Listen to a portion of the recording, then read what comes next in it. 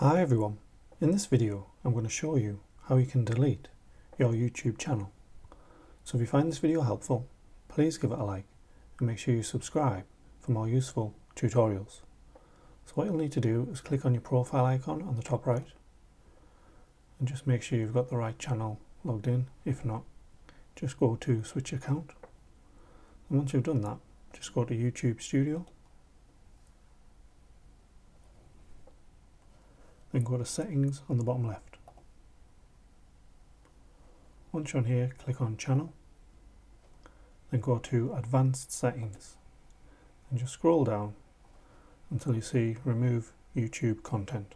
So you want to click on that. And it should give you the option to I want to permanently delete my account, my content. So I'll just let you know some information on this. So just make sure you tick the information on there. Once you have both boxes ticked, select delete my content. And you need to type in your email address. Then you want to select delete my content. Now I'll just let you know your content has been deleted. Thanks for watching.